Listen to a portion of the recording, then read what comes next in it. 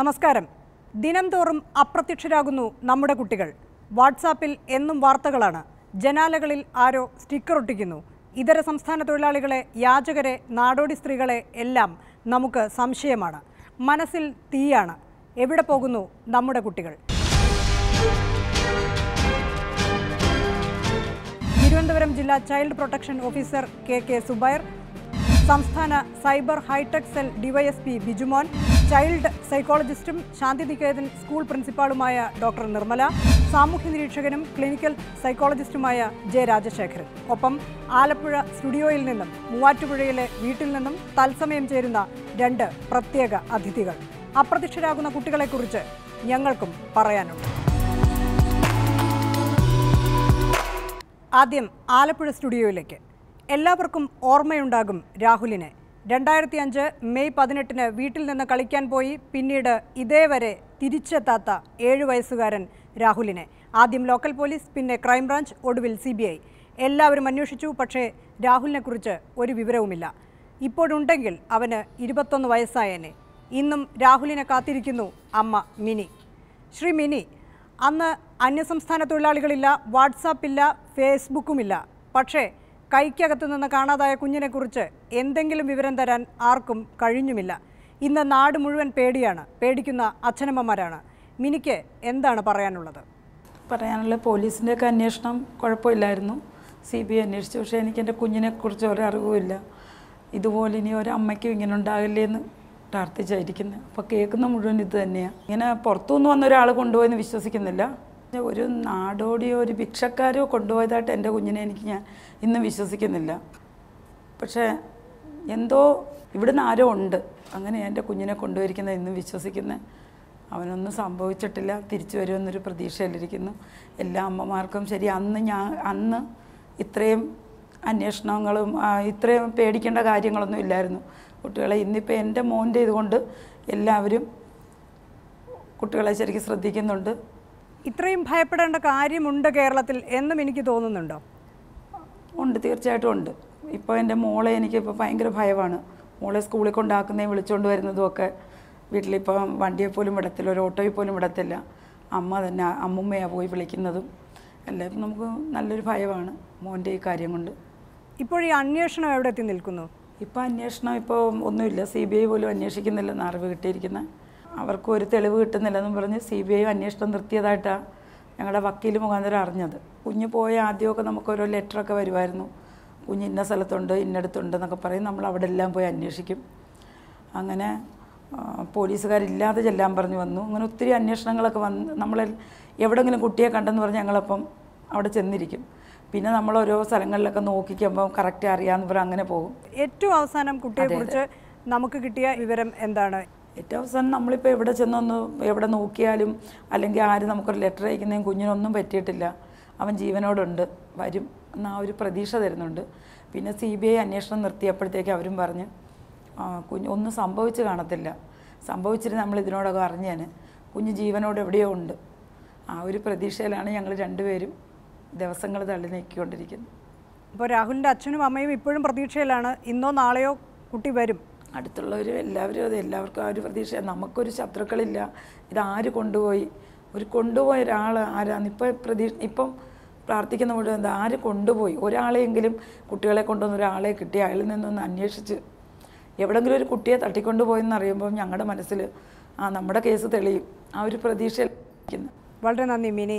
ഇത്രയും സങ്കടത്തിനിടയിലും കേരളത്തിലെ മറ്റു മാതാപിതാക്കൾക്ക് വേണ്ടി അവർ വളരെയധികം പേടിക്കുന്ന ഈ സാഹചര്യത്തിൽ അവരോട് സംസാരിച്ചതിന്. Shri Zubair, child protection officer എന്ന് പറഞ്ഞാൽ കുട്ടികളെ സംരക്ഷിക്കുന്ന ഉദ്യോഗസ്ഥൻ എന്നാണ്.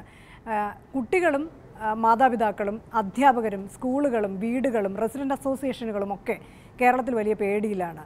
എന്താണ് അവരോട് സർക്കാരിന് പറയാനുള്ളത്? ഇത്രമാത്രം പേടിക്കാനുള്ള ഒരു സാഹചര്യം കേരളത്തിൽ റിപ്പോർട്ട് ചെയ്യപ്പെട്ടിട്ടില്ല എന്നുള്ളതാണ്. തിരുവനന്തപുരം ജില്ലയിൽ 30 കേസാണ് കഴിഞ്ഞ ഒരു മാസത്തിനുള്ളിൽ ഇങ്ങനെ കാട്ടാക്കട, വെള്ളനാട് എന്നൊക്കെ പറഞ്ഞിട്ട് നമുക്ക് തന്നെ വാട്സപ്പ് വഴി കിട്ടിയത്. പക്ഷേ അതിൽ ഒരേ ഒരു കേസ് മാത്രമേ പോലീസിന് വളരെ കൃത്യമായിട്ട് പറയാൻ കഴിയും. ഒരേ ഒരു കേസ്, കാട്ടാക്കടയിലുള്ള ഒരു കേസ് മാത്രമേ ഒരു തട്ടിക്കൊണ്ടു പോകൽ എന്നുള്ള രീതിയിൽ ഒരു കുട്ടി പറഞ്ഞതായിട്ട് പോലും റിപ്പോർട്ട് ചെയ്യപ്പെടുന്നുള്ളൂ. ആ കുട്ടി പറഞ്ഞത് എത്രമാത്രം ശരിയാണ് എന്നുള്ളത് പോലീസ് അന്വേഷിച്ചുകൊണ്ടിരിക്കുകയാണ്. എന്തായാലും 2 പേരെ അറസ്റ്റ് ചെയ്തിട്ടുണ്ട്, റിമാൻഡ് ചെയ്തിട്ടുണ്ട്. ശ്രീ ബിജുമോൻ, DGP ആവശ്യപ്പെട്ട ഒരു കാര്യമുണ്ടായിരുന്നു. ഹൈടെക് സെൽ ഇക്കാര്യത്തിലൊരു അന്വേഷണം നടത്തണം. ഈ വ്യാജമാണ് എന്ന് പറയുന്ന പ്രചാരണങ്ങൾക്ക് പുറകിൽ ആരാണ്, അതിൻ്റെ ഉറവിടം എവിടെയാണ് എന്ന് അന്വേഷിക്കണം. അക്കാര്യത്തിൽ അന്വേഷണം നടത്തിയപ്പോൾ ഹൈടെക് സെല്ലിന് എന്താണ് മനസ്സിലാക്കാൻ കഴിഞ്ഞത്? വാട്സപ്പ് വഴി ഇത്തരത്തിൽ പ്രചരിച്ച വാർത്തകളിൽ ചിലത് പോലീസ് ഉദ്യോഗസ്ഥരാണെന്ന് പോലും പറയുന്ന രീതിയിലുള്ള പോലീസ് ഉദ്യോഗസ്ഥരെ കോട്ട് ചെയ്തുകൊണ്ടുള്ള ഓഡിയോ ക്ലിപ്പിംഗ് അടക്കമുള്ളതാണ് പലതും ഈ വാട്സപ്പ് വഴിയൊക്കെ പ്രചരിപ്പിച്ചത്.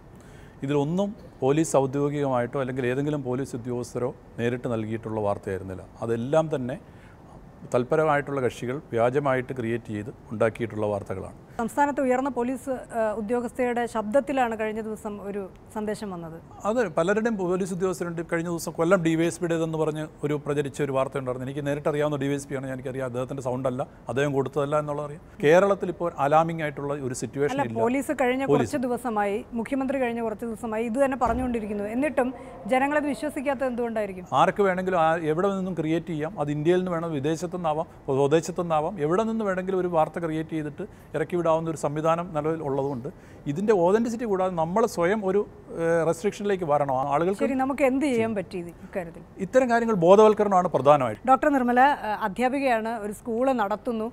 എന്താണ് സ്കൂളിലെ ഇപ്പോഴത്തെ അവസ്ഥ? അപരിചിതരായ ആൾക്കാർ വന്ന് നമ്മൾ സ്കൂളിൽ നിന്ന് വിടാറില്ല. അതുപോലെ തന്നെ നമ്മുടെ ഇത്രയും പഠിക്കുന്ന മക്കളുള്ള സ്കൂളാണ്. പക്ഷെ ആർക്കും ഇങ്ങനെ ഒരു ഭയപ്പാടില്ല. CCTV ഉണ്ട്.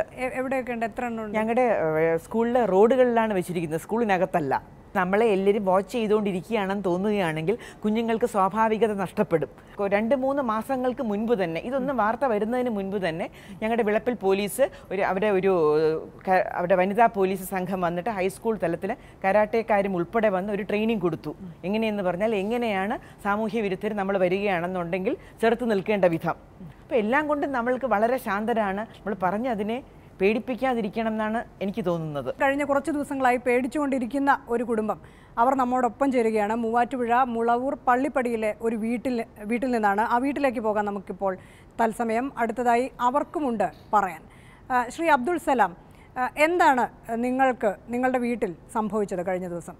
എൻ്റെ കുട്ടിക്ക് ഇങ്ങനെ ഒരു അനുഭവം ഉണ്ടായിരിക്കുന്നു. കഴിഞ്ഞ തിങ്കളാഴ്ച വൈകിട്ട് നമസ്കാരം കഴിഞ്ഞ് വീട്ടിലേക്ക് വരുന്ന വഴിയിൽ വെച്ചൊരു കാർ വന്ന് പെട്ടെന്ന് സഡൻ ബ്രേക്ക് ഇട്ട് നിർത്തുകയും കുട്ടിയെ 2 പേര് ഇറങ്ങി, ഒരാൾ ഷർട്ടെ പിടിച്ച് വലിക്കുകയും മറ്റൊരാൾ കയ്യെ പിടിച്ച് വലിക്കുകയും, കുട്ടിയുടെ ഒരു ആത്മധൈര്യം കൊണ്ട് കുട്ടി വളരെ കുതിരി അവിടെ ചാടി ഓടുകയും അവർ റോട്ടിൽ കൂടെ ഓടാത്തത് കൊണ്ട് മാത്രം രക്ഷപ്പെടുകയും ഒരു പറമ്പിലൂടെ ചാടി ഓടിയുകൊണ്ട് മാത്രം രക്ഷപ്പെടുകയും ചെയ്ത സംഭവം ഉണ്ടായിട്ടുണ്ട്.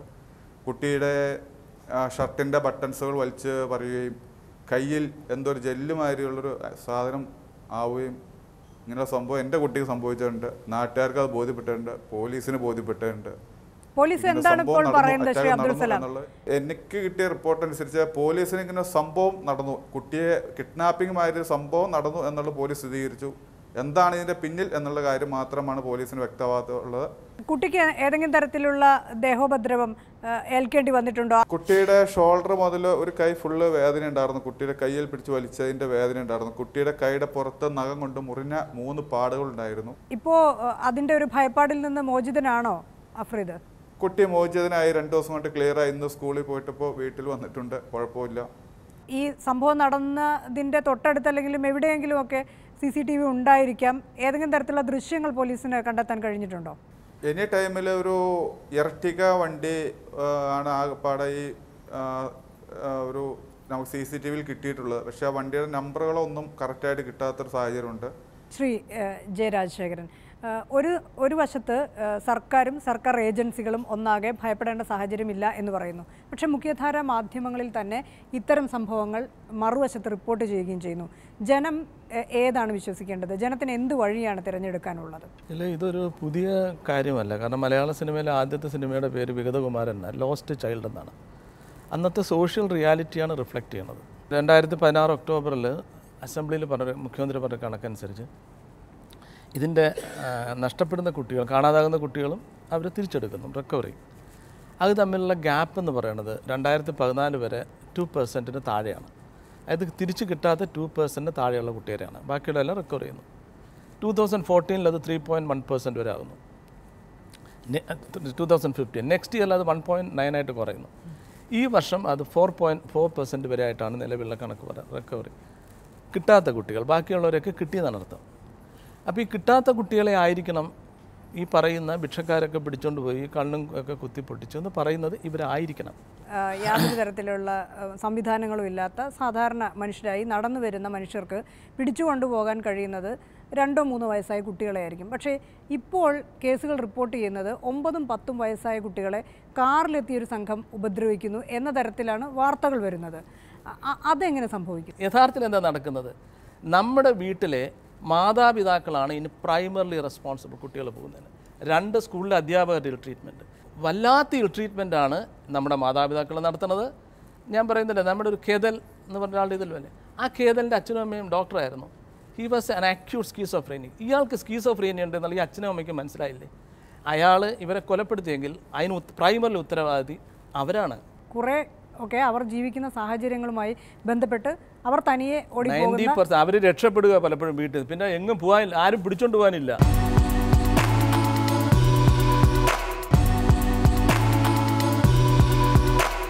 ഇപ്പോൾ ഈ വാർത്തകളൊക്കെ കാണുമ്പോൾ പേടിയുണ്ടോ? പേടിയുണ്ട്.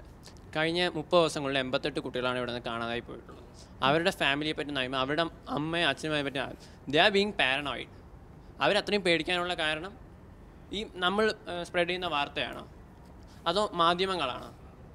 ഇപ്പോൾ അങ്ങനെ വരുമ്പോൾ അവരുടെ പാരൻസ് മാത്രമല്ല, എൻ്റെ പാരൻസും എൻ്റെ അടുത്ത് പറയുന്നുണ്ട്, നേരത്തെ വീട്ടിൽ വരണം, താമസിക്കരുത്, വഴി നിന്ന് കറങ്ങരുത്. ഇപ്പോൾ വെളിയിലോട്ടൊന്നും പോകുന്നില്ല, മൊത്തം വീട്ടിനകത്താണ്, ഫോണിനകത്തും എല്ലാം. ഈ കഴിഞ്ഞ വർഷം ഉള്ളതിനേക്കാളും കൂടുതലായിട്ട് എന്തെങ്കിലും സുരക്ഷിത പറഞ്ഞ് ഇങ്ങനെ പേടിയാക്കുന്നത് അത് നമുക്ക് വലിയ ഫീലിംഗ് ഇല്ല. തട്ടിക്കൊണ്ട് പോകാൻ വന്നാൽ ഒരു കൈ നോക്കാം, രക്ഷപ്പെടാൻ നോക്കും. ആരെങ്കിലും അറിഞ്ഞുകൂടാത്തവരൊന്ന് സംസാരിച്ചാൽ സംസാരിക്കരുത്.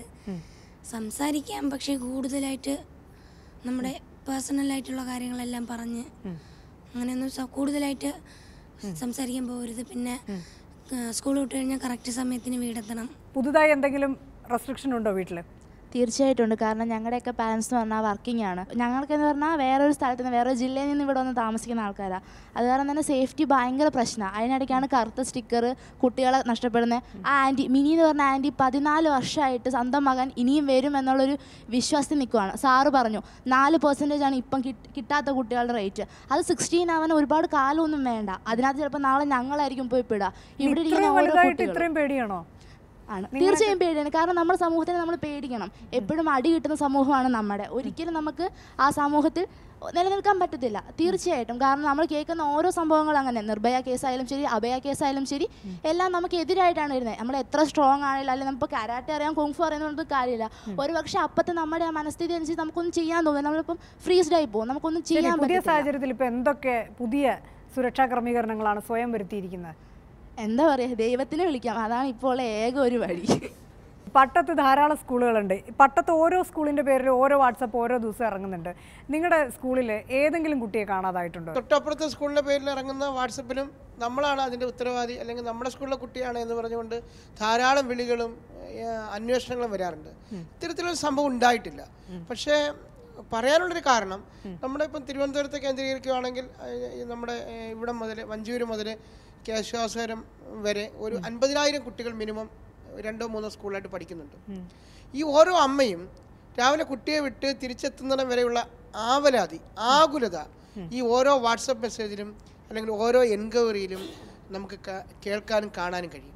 അത് നമുക്ക് എത്ര പറഞ്ഞാലും, എത്ര ഉദ്യോഗസ്ഥന്മാർ പറഞ്ഞാലും, ബഹുമാനപ്പെട്ട മുഖ്യമന്ത്രി നിങ്ങൾ സുരക്ഷിതരാണ് എന്ന് പറഞ്ഞാലും, ഈ അമ്മമാരുടെ ആവലാതിക്ക് മുമ്പിൽ ഒന്നും മതിയാവുകയും. ശരി, അധ്യാപകർക്ക് ആവലാതി ഉണ്ട് ഇപ്പോൾ തീർച്ചയായിട്ടും. കാരണം ഇപ്പം മിഥുന ഇവിടെ പറഞ്ഞ വണ്ണം ഒരു കുട്ടിക്ക് എന്ത് സംഭവിക്കാമല്ലോ, അതുപോലെ ഏത് കാര്യവും എപ്പോഴും ഉണ്ടാകാൻ കഴിയും എന്ന് പറയുന്ന ഒരു സാഹചര്യത്തിലൂടെയാണ് നമ്മൾ മുന്നോട്ട് പോകുന്നത്. അതുകൊണ്ട് ഓരോ ദിവസവും ഇങ്ങനെ ഉണ്ടാകരുതേ എന്നുള്ള പ്രാർത്ഥനയാണ് നമ്മുടെ സ്കൂളിൽ രാവിലെ 9:15 നമ്മുടെ പ്രിൻസിപ്പൽ അങ്ങനെയുള്ള പ്രാർത്ഥനയോടുകൂടിയാണ് നമ്മുടെ സ്കൂൾ ആരംഭിക്കുന്നത്. രക്ഷിതാക്കൾ സ്കൂളിലേക്ക് ഇങ്ങനെ സംശയമായിട്ട് പോവുകയാണോ ഇപ്പോൾ? എന്നെ സംബന്ധിച്ചെന്ന് പറഞ്ഞു കഴിഞ്ഞാൽ ഞാനതൊരു വലിയ ഭീകരാവസ്ഥയായിട്ട് എനിക്ക് ഫീൽ ചെയ്തിട്ടില്ല. കാരണം ഇത് വിശ്വസിക്കുന്നുണ്ടല്ലേ, ഞാൻ ഒഫീഷ്യൽസ് പറഞ്ഞ പോളിസിയോടെ. കാരണം ഇത് സമൂഹത്തിനെ വൈകൃതവൽക്കരിക്കാൻ ആരൊക്കെയോ ശ്രമിക്കുന്നുണ്ടെന്നാണ് എൻ്റെ തോന്നൽ. കാരണം അത് ചിലരുടെ മനസ്സിൻ്റെ ഒരു അവസ്ഥയായിരിക്കാം. കാരണം ഭീതി സൃഷ്ടിച്ച് ആളുകളെ വേറൊരു സൈഡിലേക്ക് കൊണ്ടുപോകുക എന്നുള്ള ഒരു ചിന്താഗതിയുടെ ഭാഗമായിരിക്കുക ഇതെന്ന് തോന്നുന്നു. പിന്നെ നമ്മളെപ്പോഴും മുൻകരുതൽ വേണം. എന്ത് കാര്യം അങ്ങനെ ഒരു മുൻകരുതൽ ഉണ്ടായിരുന്നു. ശ്രീ അബ്ദുൾ സലാമിനോട് ചോദിച്ചാൽ ഇങ്ങനെ കഴിഞ്ഞ തിങ്കളാഴ്ച ഇങ്ങനെ ഒരു സംഭവം നടക്കുന്നതിന് മുൻപ് എൻ്റെ കുട്ടിക്ക് നേരെ ഇങ്ങനെ ഒരു ആക്രമണം, ഇങ്ങനെ ഒരു സംഭവം നടക്കും എന്ന് അബ്ദുൾ സലാം പ്രതീക്ഷിച്ചിരുന്നോ? ഞാൻ എൻ്റെ കുട്ടി സ്കൂളിൽ നിന്ന് വരുമ്പോൾ അന്ന് വൈകിട്ട് പോലും അവനോട് പറഞ്ഞിട്ട് പോയൊരു സംഭവമുണ്ട്. അതായത് എൻ്റെ വാട്സപ്പ് കൂട്ടായ്മയിലൂടെ കണ്ട ചില മെസ്സേജുകളൊക്കെ കണ്ടപ്പോൾ ഞാൻ എൻ്റെ കുട്ടിയോട് പറഞ്ഞു, ഇങ്ങനെയൊക്കെ സംഭവങ്ങൾ നാട്ടിലുണ്ട്, നീ ഒറ്റയ്ക്ക് കളിക്കാനൊന്നും പോരുത്, അപ്പോൾ സൂക്ഷിച്ചു പോകണം എന്നൊക്കെ പറഞ്ഞ് അന്ന് ഈ പറഞ്ഞ 2.25 മണിക്കൂറിനുള്ളിൽ സംഭവം നടന്നിരിക്കുന്നു. എനിക്കത് എന്നെ വിളിച്ച് എൻ്റെ ഫോണിൽ ഈ കോൾ വന്ന് ഞാനത് കേൾക്കുമ്പോൾ എനിക്ക് വിശ്വസിക്കാൻ പറ്റിയ സംഭവമായിരുന്നില്ല. ഡയറക്റ്റ് എൻ്റെ കുട്ടിയെ കണ്ടപ്പോൾ മാത്രമാണ് എനിക്ക് സംഭവം ബോധ്യമായത്. എൻ്റെ കുട്ടി ആക്രമിക്കപ്പെട്ടു എന്നുള്ള കാര്യം എനിക്ക് ബോധ്യമായത് എനിക്ക് കുട്ടിയെ നേരിട്ട് കണ്ടപ്പോൾ മാത്രമാണ്. എൻ്റെ അടുത്ത് ഫോണിൽ വിളിച്ച് പറഞ്ഞപ്പോൾ എനിക്ക് സംഭവം ഒരു രീതിയിലും വിശ്വസിക്കാൻ പറ്റിയില്ല. കാരണം എൻ്റെ നാട്ടിൽ അല്ലെങ്കിൽ എൻ്റെ വീടിൻ്റെ മുറ്റത്താണ് നടക്കാനുള്ള സാഹചര്യമില്ല എന്ന് ഞാൻ മനസ്സിൽ കണക്ക് കൂടിക്കൊണ്ടിരുന്ന സ്ഥലത്ത് പോലും സംഭവിച്ചു എന്നെനിക്ക് കുട്ടിയെ കണ്ടപ്പോൾ മാത്രമാണ്, നേരിട്ട് കണ്ടപ്പോഴാണ് ബോധ്യമായിട്ടുള്ളത്. ഇവിടെ കുറച്ചു മുമ്പ് വരെ വാസന കുറച്ച് അങ്കലാപ്പിൽ തന്നെ ആയിരുന്നു. പക്ഷേ ഈ 2 ഉദ്യോഗസ്ഥന്മാർ പറഞ്ഞ കാര്യങ്ങൾ കേട്ടപ്പോൾ വളരെ ആശ്വാസം തോന്നി. കാരണം വ്യാജ പ്രചരണമാണ് കൂടുതലുള്ളത്. പക്ഷേ ഇവർക്ക് ചില കടമകളുണ്ടെന്നുള്ളതാണ് ഞാൻ പറയുന്നത്. കാരണം ഇപ്പോൾ 50 നടന്നിട്ടുണ്ടെങ്കിൽ അവർ പറയുന്നു 1 or 2 സത്യമായിട്ടുള്ളത്. അപ്പോൾ ബാക്കിയെല്ലാം വ്യാജമാണെന്നുള്ളതിന് നമ്മൾ നല്ല ഒരു പ്രചരണം കൊടുക്കണം. പണ്ടൊക്കെ കുട്ടികളെ പിടിച്ചോണ്ട് പോയാൽ കണ്ണുകുത്തി പൊട്ടിച്ച് പിച്ചയെടുക്കാനെന്നുള്ള ആയിരുന്നു. പക്ഷേ ഇന്നതല്ല. ഈ ഹോസ്പിറ്റൽ മാഫിയയും മറ്റുമൊക്കെ കുട്ടികളെ കൊണ്ടുപോയാൽ ബാക്കി പോലും വെച്ച് അവരുടെ അവയവങ്ങൾ എടുത്ത് വിൽപ്പന നടത്തുന്നതായിട്ടാണ് ഞങ്ങളൊക്കെ കരുതുന്നത്. വാട്സാപ്പിൽ നിന്നല്ലേ അറിഞ്ഞത്? വാട്സാപ്പിൽ നിന്നല്ല, അങ്ങനെ നടക്കാറുണ്ട്. ഏതായാലും പഴയതിലും കൂടുതൽ ഇപ്പം ആ കാര്യത്തിൽ നമ്മൾ പേടിക്കേണ്ടിയിരിക്കുന്നു. ശ്രീ ബിജുമോൻ, യഥാർത്ഥത്തിൽ നമ്മുടെ സർക്കാരിൻ്റെ ഇപ്പോൾ നിങ്ങൾ നടത്തണമെന്ന് പറഞ്ഞ ബോധവൽക്കരണത്തിൻ്റെ ഒക്കെ ഒരു വലിയ പരിമിതിയെക്കുറിച്ച് കൂടിയുള്ള ഒരു കാര്യമാണ് നമുക്കിപ്പോൾ ഇവിടെ വെളിവാകുന്നത്. കാരണം അദ്ദേഹം പറഞ്ഞതുപോലെ ഈ ചർച്ചയ്ക്ക് വരുന്നതിന് തൊട്ട് മുമ്പ് വരെ ഇങ്ങനെയുള്ള കാര്യങ്ങൾ നടക്കുന്നു എന്ന് കരുതുകയും ഈ ചർച്ചയിൽ താങ്കൾ നേരിട്ട് സംസാരിച്ചപ്പോൾ മാത്രം ഇങ്ങനൊരു സംഭവം കേരളത്തിൽ നടക്കുന്നില്ല എന്ന് വിശ്വസിക്കുകയും ചെയ്തു എന്നാണ്. ഇത് യഥാർത്ഥത്തിൽ സർക്കാർ ഏജൻസികളുടെ പരാജയത്തെയല്ലേ കാണിക്കുന്നത്? ഒരു പോസിറ്റീവ് ന്യൂസ് നമ്മൾ കൊടുത്തു കഴിഞ്ഞാൽ എത്ര ആളുകളത് കാണും? അതേസമയം ഒരു നെഗറ്റീവ് ന്യൂസിനോടുള്ള താല്പര്യം, അല്ലെങ്കിൽ ഒരു സ്കൂപ്പ് ന്യൂസ് വന്നു കഴിഞ്ഞാൽ വായിക്കാനായിട്ടുള്ള താല്പര്യം, ഇത് ഒന്നും ശരിയല്ല എന്നും പറഞ്ഞ് ഒരു റിപ്പോർട്ട് വന്നു കഴിഞ്ഞാൽ മുഖ്യമന്ത്രി പറഞ്ഞ കാര്യമാണ്, അതെല്ലാ മീഡിയയും റിപ്പോർട്ട് ചെയ്ത കാര്യമാണ്. DGP പറഞ്ഞിട്ടുണ്ട്. DGPയുടെ പ്രസ് റിലീസ് എല്ലാവർക്കും അയച്ചു കൊടുത്താണ്. ഈ പ്രസ് റിലീസ് വാട്സപ്പിൽ വന്നത് ഞാൻ കണ്ടതൊക്കെ പോലീസ് ഗ്രൂപ്പുകളിൽ മാത്രമേ കണ്ടുള്ളൂ. ഒരു പബ്ലിക് ഗ്രൂപ്പ്, ഞാൻ പല പബ്ലിക് ഗ്രൂപ്പ് മെമ്പറാണ്, ഒരു പബ്ലിക് ഗ്രൂപ്പിൽ നിന്നും ഈ പോലീസ് കൊടുത്ത ഇൻഫർമേഷൻ ഷെയർ ചെയ്ത് വന്നതായിട്ട് കാണുന്നില്ല. കാരണം എന്താണെന്ന് വെച്ചാൽ അത് പേടിപ്പിടിപ്പിക്കേണ്ട. ഇവിടെ പലരും അപ്പോൾ നമ്മൾ മനസ്സിലാകുന്നത് സർക്കാരിൻ്റെ ആശയവിനിമയത്തെക്കാൾ എത്രയോ മുകളിലാണ് ഈ സാമൂഹ്യ വിരുദ്ധരുടെ ആശയവിനിമയം. അങ്ങനെയാണെങ്കിൽ സർക്കാർ വേറെ എന്തെങ്കിലും വഴി കണ്ടെത്തണം. അല്ലല്ല, അതിനകത്ത് 2 കാര്യമുണ്ട്. നമുക്കിപ്പോൾ ടെക്നോളജി തടഞ്ഞു നിർത്താൻ പറ്റത്തില്ല. ടെക്നോളജി എന്ന് പറഞ്ഞാൽ ഇവോൾവിംഗ് ആണ്. ഇപ്പം ഈ സോഷ്യൽ മീഡിയ വന്നതിന് ശേഷം വാട്സപ്പ്, ഫേസ്ബുക്ക് എന്ന് പറഞ്ഞാൽ അതിൻ്റെ യൂസേഴ്സിൻ്റെ ഒരു എണ്ണം എടുത്തു കഴിഞ്ഞാൽ എത്ര ബില്യൺസ് ആണ്. അപ്പോൾ അത്രയും മെമ്പർമാർ എണ്ണം കൂടുന്നു, മൊബൈൽ കണക്ഷൻ കൂടുന്നു, അല്ലെങ്കിൽ ടെക്നോളജി അനുസരിച്ച് കൂടുന്നു. അപ്പോൾ ആ ആളുകളിലേക്ക് ഇത്തരം വാർത്തകൾ വളരെ പെട്ടെന്ന് എത്തിക്കാൻ പറ്റുന്ന രീതിയിൽ മറ്റ് ഒരു മുഖ്യധാരാ മാധ്യമങ്ങളിൽ വരുന്ന വാർത്തകൾ എത്തുന്നില്ല.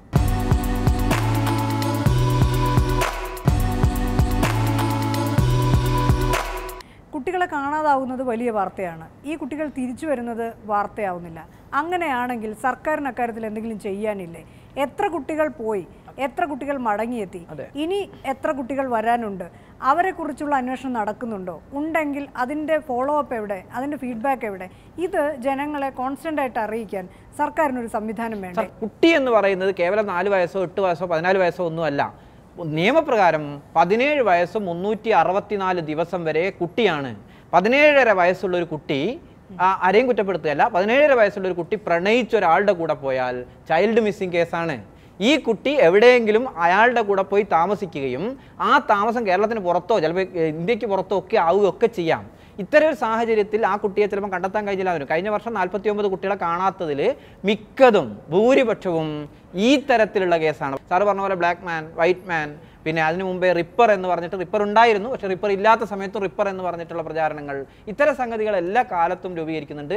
ഇന്നത്തെ പത്രത്തിൽ കണ്ട ന്യൂസാണ്. ഇന്നലെ 2 കേസാണ് അന്യസംസ്ഥാന തൊഴിലാളികൾ കാരണം റിപ്പോർട്ട് ചെയ്തിട്ടുള്ളത്. ഒന്നൊരു വിദ്യാർത്ഥിനിയെ തലക്കടിച്ചു ഉപദ്രവിച്ചു എന്ന് പറഞ്ഞിട്ട്, പിന്നെ വേറൊരു കുട്ടീനെ പിന്തുടർന്നു എന്ന് പറഞ്ഞിട്ട്. അപ്പം ഈ അന്യസംസ്ഥാന തൊഴിലാളികൾ നമ്മളെ ദ്രോഹിക്കുന്നവരും ഉണ്ട്.